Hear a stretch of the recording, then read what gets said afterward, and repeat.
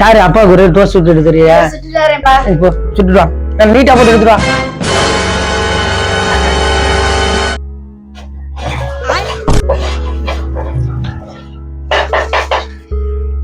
தோசை வரவே மாட்டேங்குதுப்பா.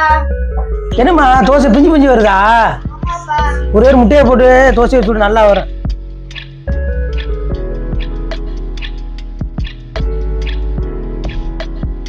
அப்பா திருப்பியும் மறுபடியும் தோசை வரவே மாட்டேங்குதுப்பா. என்னம்மா முட்டையை போட்டு இன்னும் வரலையா தோசை? என்னப்பா முட்டையை போட்டியா இல்லையா? போட்டு தானே சொல்லிட்ட.